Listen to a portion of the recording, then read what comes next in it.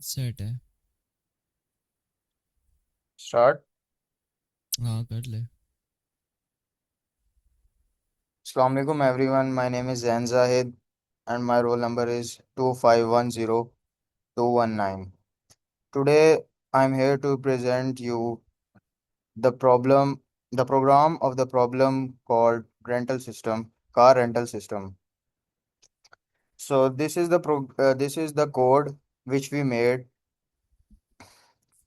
So first of all, we include two libraries, include IOStream and include string. The IO stream is used for standard input output and string is used for any name or something we want to add. Using namespace std is used to write a cout instead of std scope resolution operator cout. Now here we create a class named as not available. This class this is custom exceptions.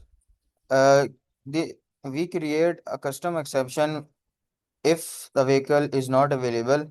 So it displays a message like vehicle already rented or no, not available. Then the constructor is called the constructor not available. The constructor named as not available is called. This constructor store the error message inside this message block. Now we create a class called invalid input. This is the second exception. This use when the user entered in invalid data and something like invalid vehicle ID or rented vehicle is displayed. Uh, After that, we created the class named as vehicle. This is the base class. We can also call it a parent class. All vehicle like car, bike, truck inherit from it. In the part of protected, we include ID, name, price per day, and available. The ID shows the car ID, name shows the brand or the name of car. Price per day includes the price of the car to rent for 1 day. And this int available shows the availability of the car if it is available or not. After this, we create a static int total vehicle. We create a variable named as static int in which we store total vehicle. For example, car 1, car 2, or bike 1, we can include like total vehicle is equal to 3. We created, after that, we created a default constructor. In this constructor, we have to, this constructor runs automatically when object is created. If there are, if we don't get any values or when the object is created without values. So the ID is equal to 0, name is equal to double colon or something like that. Price per day is equal to 0, availability is equal to 1, and total vehicles. We have increment in total vehicles. After that, we make a parameterized constructor in which we have named the ID as I, name as N, and price per day as P, and availability as A. In the parameterized constructor, this constructor receives the value from the user, like ID is equal to I, name is equal to N, price per day is equal to P, available is equal to A. After that, we created a copy constructor. This constructor used when one object copies another. If we want to copy an object from another, we have to use copy constructor. Uh, it copies all the values from the first object. Now we created a virtual destructor. It runs automatically when the object is destroyed. And under the virtual destructor, we have decrement in total vehicles. It decreased the total vehicles count. Now we have getter functions. The first function is get ID. In this function, we are getting the ID from the user and returns vehicle ID. After this function, we have get name function, get price function, and get availability function. After that, we have setter functions in which we are setting a name, or we can call a value, just like this. Void set available in brackets int a, available is equal to a. It changes the status of the availability. After that, the static function, we have make. Now here is the concept of operator overloading. Operator overloading is used to compare two vehicles using double equal. For example, if we want to compare two cars, like car 1 is double equal to car 2, or like it actually checks the car 1 dot id is double equal to car 2 dot id and returns true or false. Like this, here we make a bool operator. Bool, uh, actually bool accepts a true or false. 1 means false, or 0 means 1 means true, or 0 means false. After that, we make a display function, or it may call print function, void print info. Here all the information about the car for to rent is the car name, car id, price per day, or availability. All the things are display here. This is a After that, we made a pure virtual functions.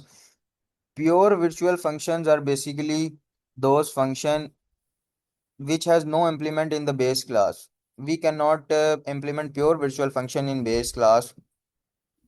Every child class must define them. After that, static variable definition, we define the static variable int vehicle scope resolution operator total vehicle is equal to 0. It allocates the memory for static variable. After that, we make a class name as car and inherit it from the public vehicle. Car inherit vehicles. After that, we make a default constructor as above, named as car, because we make the class named as car. This default constructor calls vehicles default constructor. Parameterized constructor. Uh, in this constructor, we make just like above, we make int I string and int p, int a. ID means I and name means a, and inherit it from vehicle as above. It passes value to parent constructor as we make in the parent class. After that, we make a function named as show type that prints the type of the car. If the car is truck, or it's a sedan or something. After that, we make a function called calculate rent. Uh, the rent is calculated as per days. For example, if the rent of the car is 5,000 or something, and we have to rent it for 3 days. For example, we have to rent a car for 3 days, and the rent of the car for 1 day is 5,000.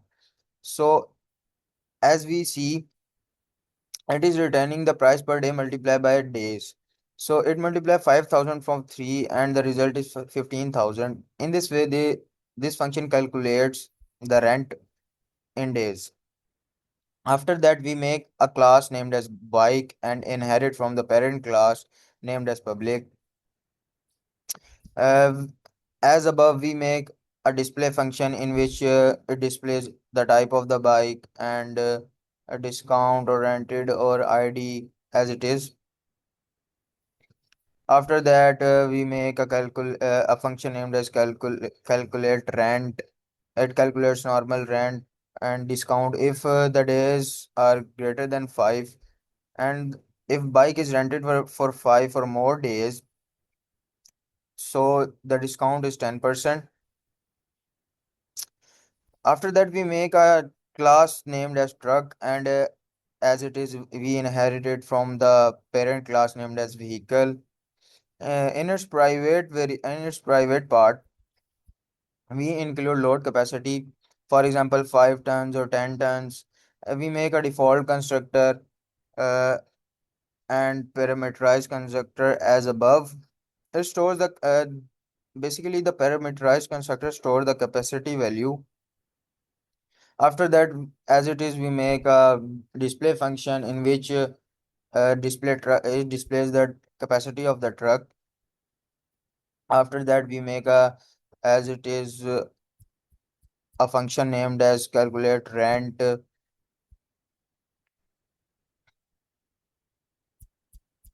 After that, we make a surcharge. It means that uh, if the price per day, uh, it means that the total price into total multiplied by 20 divided by 100, it adds 20% surcharge. And now I would like to call Syed Husnat Alam Bukhari to explain the further. Hello, assalamu alaikum everyone. My name is Syed Husnat and my roll number is 2510265. And today, as my fellow classmate, he explained all the previous parts of the program, and now I'll discuss the further ones. So, the part for me to explain is template fleet manager. I'm gonna tell you about template used in our program for car rental system. As you can see, we have made a template name type T. The T should define the template, obviously. And we have made a class for fleet manager. In the private, we have used the T as this one. And we use a pointer. And the fleet is, we give an array of 20. Let's suppose we have a garage. And in garage, we have a parking space of 20. We have given more numbers than our original one because we want our program to be more flexible. So in future, if you want to add more cars, we can add more cars because we have a space of 20. And the fleet manager, we have made a function for that, and it starts from 0 because to get more precise numbers and for more actual user enter. So we add a vehicle.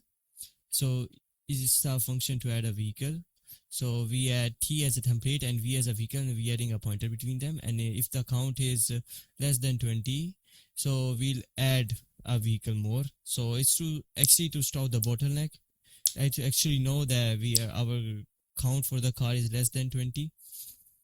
And we have to like show all. So we have to total is to like show the total vehicles in our system. And for we have to like count like if like I is 0 and I is less than the count, then this loop for loop is actually gonna run. And over here we can see the polymorphism is happening. And just to like to show the print information, like the info of the cars and the show their type. And we can, and to actually find our car, we have made an ID system. By the ID we can find like for example, one ID is Corolla, second ID is Civic, and third ID is Honda 1 to 5. We have different stuff in our rental system. So we have to find, and if you want to find a car, we'll do the loop. Let's suppose if we did an ID 7 and it's not in our system, so it's gonna return you null.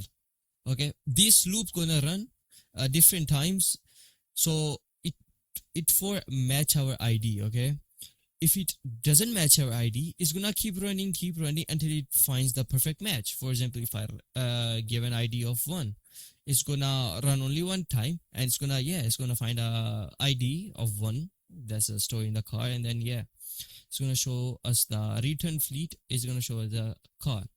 Okay, over here we have made a global fleet for manager. It's gonna be only one for our program. And the menu functions over here today. Now we're gonna run, I'm gonna show you the menu functions. So we're gonna show vehicle, obviously manager show all cars. First it's gonna show all cars. Then if you wanna rent a car, so it's a function for rent a car. Then Now okay, we are using try and catch concept here. So int day, int id, day, car, string. Obviously, we have made like a common thing. Now we're gonna see out a vehicle ID. So we have to enter a vehicle ID. If the vehicle ID doesn't match our database ID already, the IDs we have already stored the cars in, is gonna throw us a, if ID is less than equal to 0, it's gonna throw an input, invalid input, ID must be positive. And we have to write our name, we have to write how many days. If the day is less than equal to 0, it's gonna throw the days must be positive number.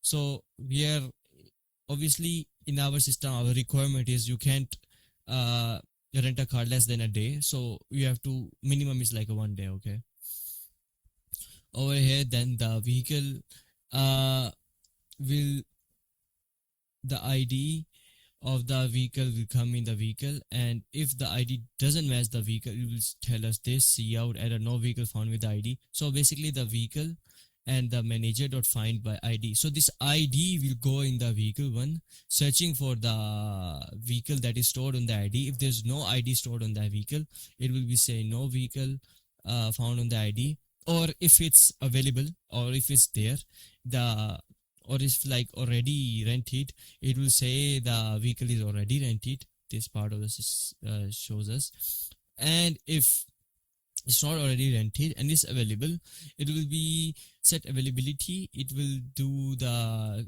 rent successfully, then the customer name that you already wrote, vehicle name, how many days, and it will actually calculate the bill or what type of vehicle it is. For that the specific, it will show us. And if all those doesn't work, in the end it will say as catch not available error. It will show the error message or the invalid input message. And if we want to return a car, we'll do again try and catch one. We'll do into ID, we'll enter ID to return, we'll enter the ID, and then if the ID is or again not right, it will again give us error message. And if the ID, then the ID will go in the vehicle one. It will search for the vehicle matching the ID, and it will show you if the vehicle is null. If there's no vehicle already rented on that, it will show us no vehicle found on the ID. If it's available, it will, if it's already not available, it will give us a message of vehicle was not rented, so we can't return it. Okay, if it was rented, and we have to return that, and all the our information is matching up with each other, it will give us a message that the vehicle is rented. And the catch, all the information go here, and they will show you the error. If all these requirements are not sending, then it will give you error or invalid input. Now we're in the main function. Main function, we're gonna do manager. Over at the top we made a manager, and we'll add a vehicle. There will be a new and car, and then we'll make a new car. Like this we'll make all the new cars. Okay, then will be their ID, their name, their this and their this, everything will add.